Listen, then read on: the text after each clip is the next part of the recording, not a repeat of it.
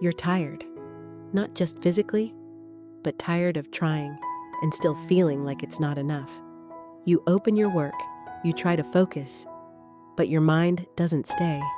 It drifts to someone else, someone doing better, someone moving faster, someone who seems ahead, and without noticing, you start comparing, not just your work, but your life. Why are they doing so well? Why am I still here? What's wrong with me? And then it gets quiet, but heavier. Maybe I'm just not good enough. Maybe I don't have what it takes. Maybe this path was never meant for me. And that thought doesn't feel like a thought anymore. It feels like a conclusion. So you slow down, you hesitate, you avoid starting. Because deep down, you're already preparing to give up, not loudly, but quietly, in small ways.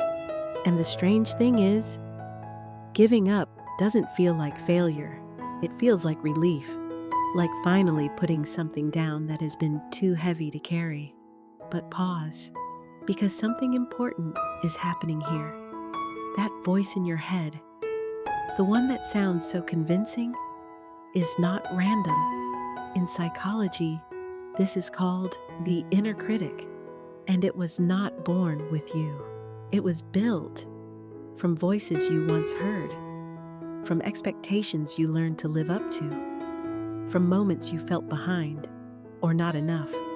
Your brain stored all of it because your brain is designed to protect you, not to make you confident. It looks for risk. It predicts failure. It compares you to others to keep you from getting hurt. So the voice speaks. Don't try. You might fail. You're not ready, not because it wants to destroy you, but because it wants to protect you in the only way it knows. But protection can sound like limitation, and fear can sound like truth. And this is where it becomes dangerous, because the voice doesn't say, I'm afraid. It says, this is not for you. It turns a feeling into a decision, and you believe it, not because it's true, but because you're exhausted. And when you're exhausted, everything feels more real. But there is another way to see this. In Buddhism, this voice is not considered you. It is something that is formed, a thought that arises from conditions, from memory, from emotion, from past experience.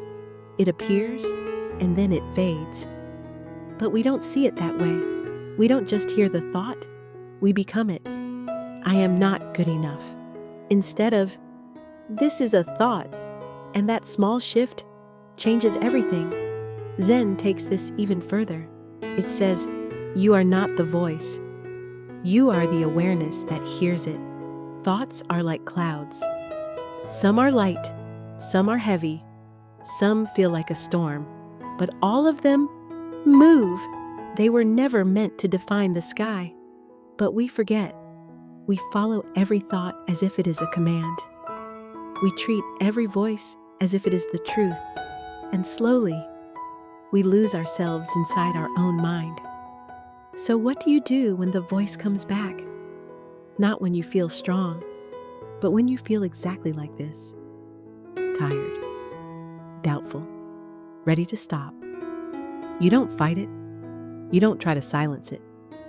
You just see it. The next time it says, you're not good enough. Don't argue. Don't explain.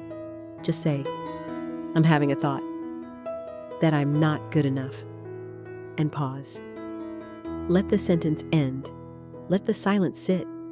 Because that small space is where everything begins to change.